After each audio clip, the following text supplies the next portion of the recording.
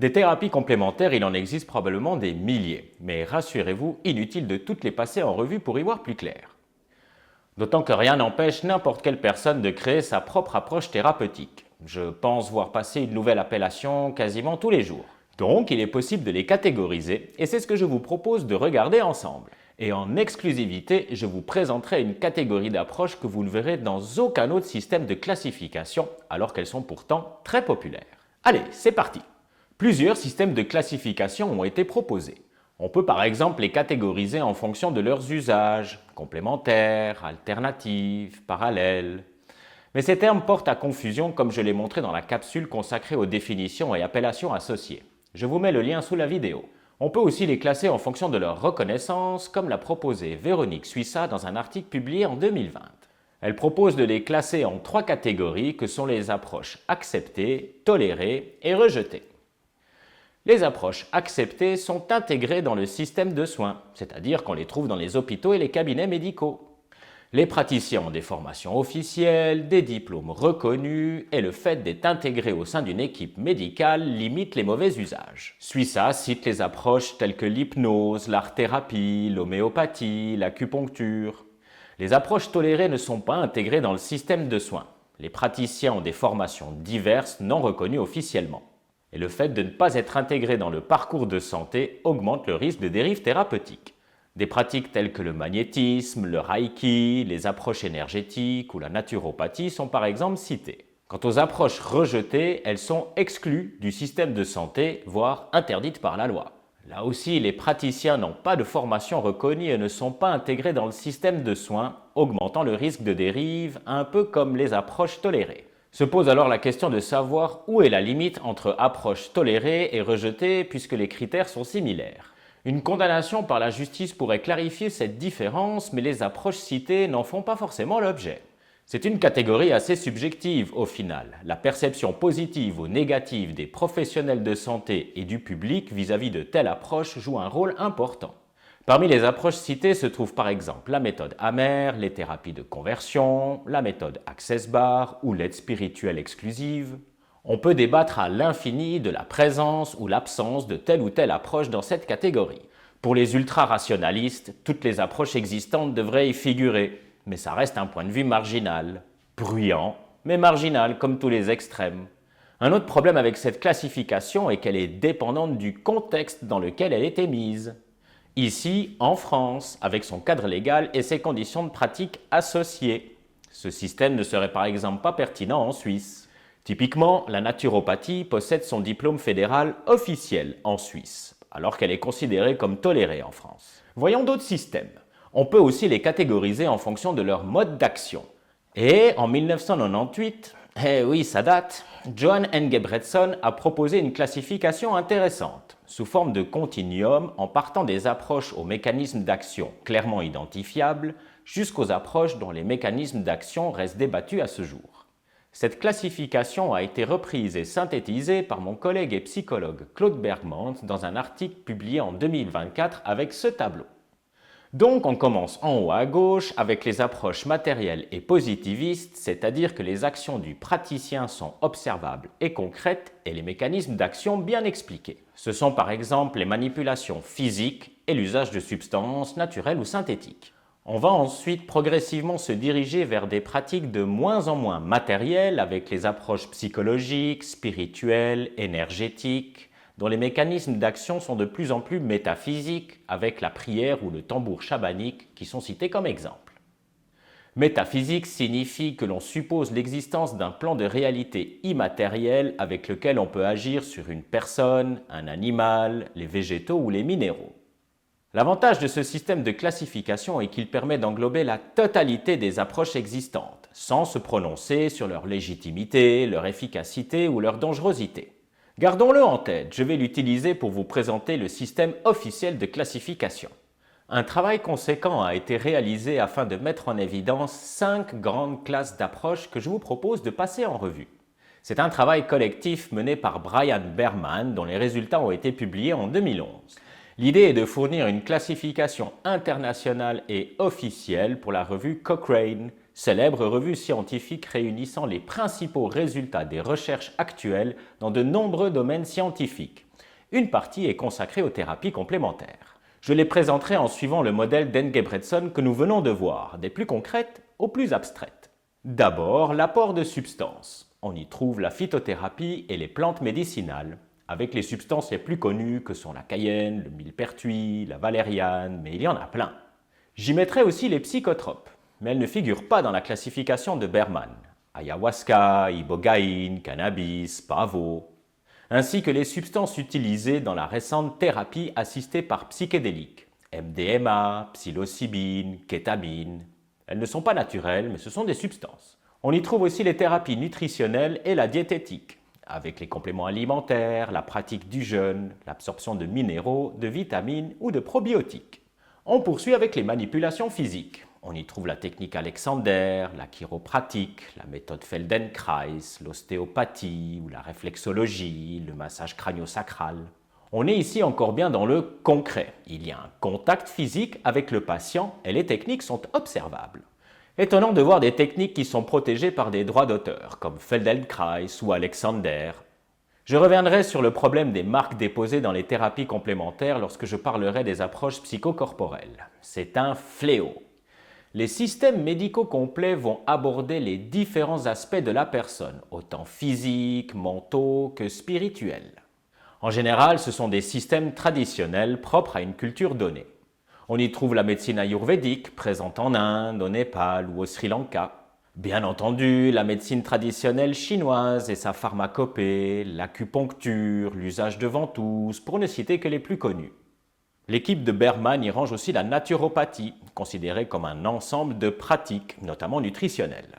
L'homéopathie y est aussi citée, mais on peut aussi l'imaginer dans l'apport de substances. On y trouve également la médecine traditionnelle japonaise ou la médecine traditionnelle tibétaine, moins connue. Parmi toutes les approches existantes de nos jours, les approches psychocorporelles me semblent être les meilleures candidates pour une intégration dans le système de santé. Je vous explique pourquoi.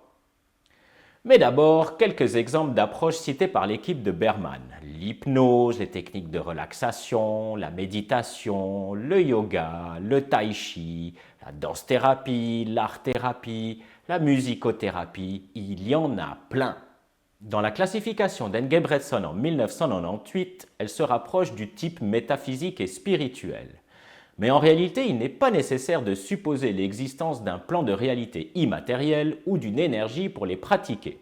Et c'est là leur premier avantage. Un autre avantage est leur coût. Rien.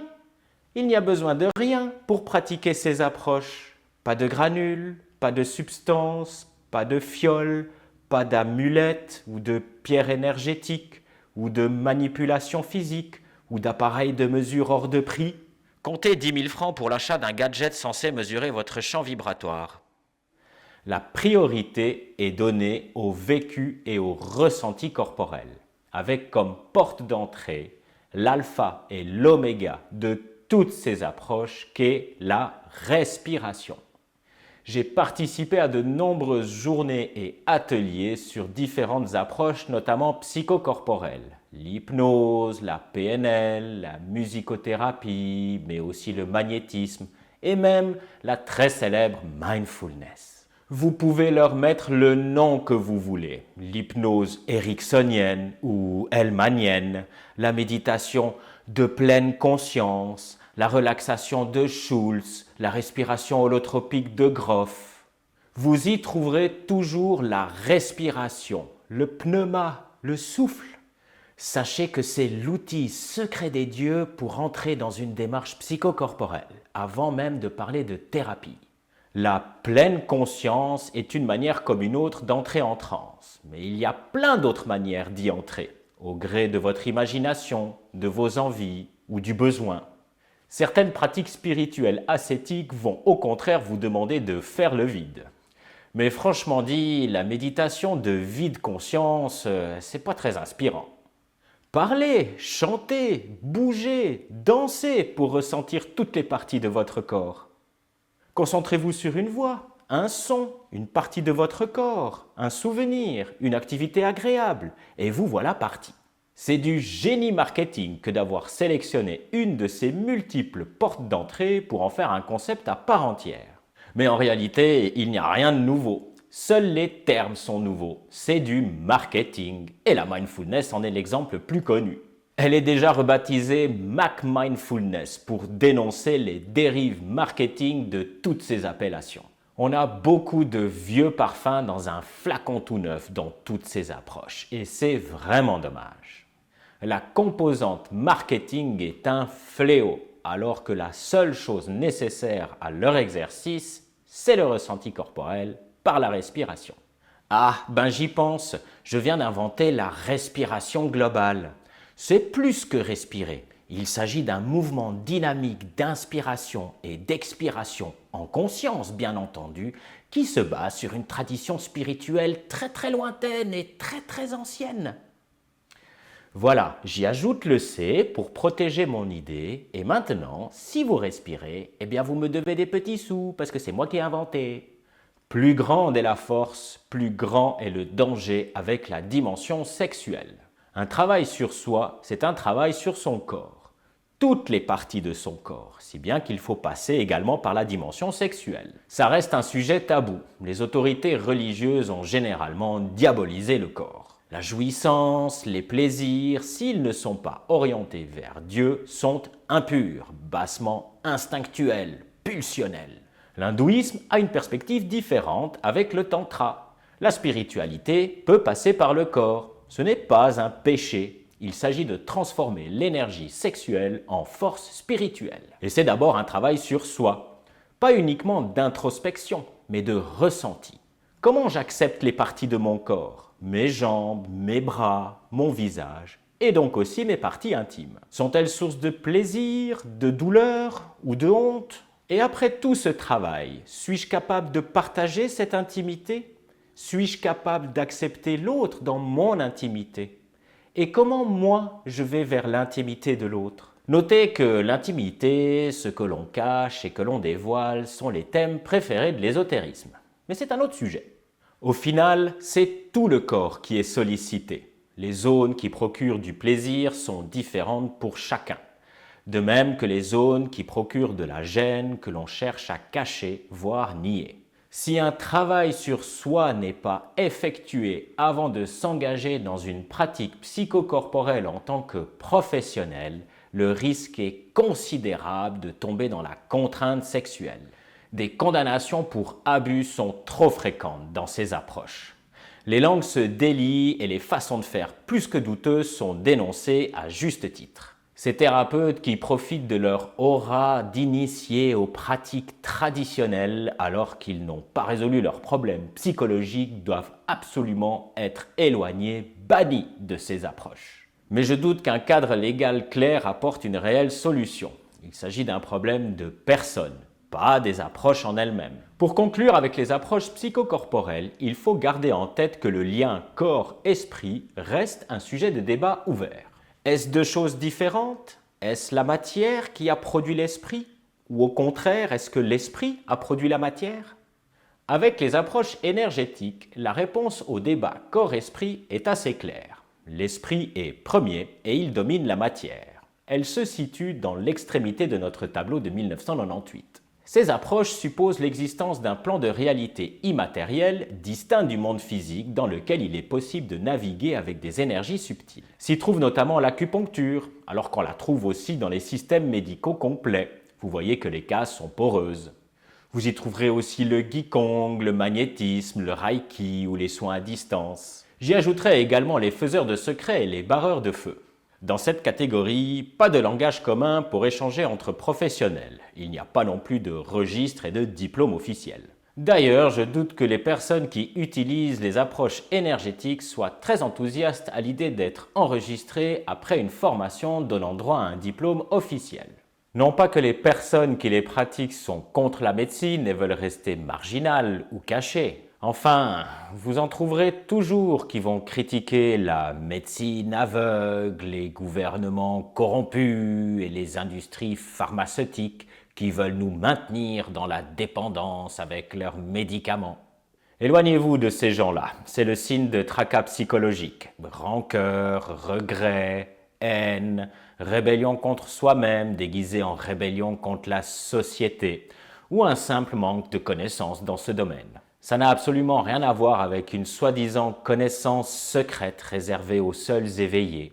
C'est plutôt que ce type d'approche se base sur le ressenti et le vécu émotionnel, et non sur des connaissances théoriques apprises et appliquées comme des recettes de cuisine. Difficile d'en faire des formations officielles. Et ça pose la question, faut-il réguler toutes ces pratiques par des lois? Mais c'est un autre sujet. Passons maintenant à la dernière catégorie que vous ne verrez nulle part ailleurs, alors que c'est largement proposé par les thérapeutes et que ça provoque de nombreuses incompréhensions. Les méthodes mantiques, c'est-à-dire la divination, avec par exemple l'astrologie, le tarot ou la numérologie. Vous n'imaginez pas le nombre de thérapeutes qui utilisent, en plus d'une approche plus ou moins officielle, des outils de divination. Aujourd'hui, on consulte pour son avenir, ses possibilités dans tel domaine, professionnel ou sentimental. Et pourtant, l'astrologie, par exemple, à l'origine, était utilisée pour planifier les actions propres à chaque saison, c'est-à-dire faire un calendrier. En gros, on plante au printemps, on travaille l'été, on récolte en automne et on se repose l'hiver profitant des fruits de sa récolte. Et tout ça est associé à des symboles pour lier les cycles extérieurs avec le développement intérieur. Ça fait de belles histoires à raconter. Au printemps, le bélier fonce tête baissée comme la première poussée de la plante qui sort de terre. En été, le lion brille au milieu de la savane comme la belle plante au soleil. En automne, la Vierge va méticuleusement compter, trier et conserver les fruits de la récolte. Et le Capricorne qui s'isole l'hiver pour préparer l'arrivée du nouveau cycle. Donc, savoir si je vais trouver l'amour, réussir mes examens ou être pris au poste auquel j'ai postulé n'a strictement aucune importance pour la tradition astrologique, la vraie. On ne demande pas au grand oracle de se prononcer sur notre petite vie insignifiante et nos petits problèmes personnels. On consulte pour la destinée de son peuple, pour l'humanité. L'astrologie individuelle, c'est un sucre pour le bas peuple, lui donner de l'importance et le rassurer en lui disant que tout va bien se passer. Mais bon, la tradition aujourd'hui, consulter les publications des thérapeutes et compter le nombre qui proposent un tirage de cartes. Il y en a même qui ont créé leur propre oracle. Ce qui est dingue, c'est que les oracles d'aujourd'hui ont toujours des messages positifs à transmettre. C'est merveilleux! Donc la tradition aujourd'hui, on veut bien s'y référer parce que ça fait grand initié ayant accès à un savoir réservé à une élite, mais seulement si c'est sympa. Pour annoncer des fléaux et des malheurs, pas sympa la tradition. On oublie et on continue son business. Et oui, comme pour les approches psychocorporelles, l'emprise marketing est partout. Je n'en dirai pas plus ici sur les méthodes de divination. Ce sont des outils narratifs pleins de ressources mais très mal exploités. Il faut dépasser le stade du bruit ambiant qui mélange tout. Horoscope et horaire, savoir et thérapie, connaissance et initiation, tracas psychologique et révélation divine. La divination aujourd'hui, c'est plus un outil marketing qu'autre chose. Pour conclure, nous avons vu que ces différents systèmes possèdent leurs qualités et leurs limites. Difficile d'englober la totalité des pratiques existantes en les mettant dans des cases bien séparées. C'est un petit peu réducteur. Je reprends la conclusion que j'avais présentée dans la capsule consacrée aux définitions et appellations associées, c'est-à-dire de les séparer en deux catégories. D'une part, les approches qui n'ont pas besoin de dimensions subtiles ou énergétiques pour fonctionner. Et d'autre part, les approches plus métaphysiques, comme nous l'avons vu en début de la vidéo. On suppose l'existence d'un plan de réalité immatériel, subtil, sur lequel on peut agir. La classification officielle en 5 catégories que nous avons vues avec Berman ne permet pas de distinguer ces deux types de mécanismes d'action. Par exemple, dans les manipulations physiques comme l'ostéopathie est supposée l'existence d'une force de cohésion pour faire tenir ensemble toute la machinerie corporelle. C'est l'homéostasie. Certains apports de substances, comme la spagyrie, issue de l'alchimie, doivent être réalisés selon certaines configurations célestes, comme insufflées par Dieu. Et dans les systèmes médicaux complets existent des notions telles que les chakras pour la médecine ayurvédique ou les méridiens dans la médecine traditionnelle chinoise. Tout cela se rapporte à une énergie ou des corps subtils dont l'existence reste débattue à ce jour. On est dans le domaine du subjectif, de l'invisible, du subtil et donc de l'ésotérisme. Des thématiques telles que les énergies subtiles, l'aura, la clairvoyance, la transe, la mystique, les rituels sont très populaires et les patients les portent avec eux, mais ne sont que rarement abordés en consultation clinique. Elles doivent se comprendre dans un sens plus humain que médical uniquement. Aux yeux du public, soit il s'agit de vérités qui ne sont plus à prouver, soit il s'agit de vieilles croyances qui sont à jeter. Dans les deux cas, le débat est clos et toute discussion est vouée à l'échec. Et c'est dommage, car de nombreuses recherches en parapsychologie, en anthropologie, en sciences des religions donnent des résultats intéressants. Mais ça, ce sera pour une autre capsule.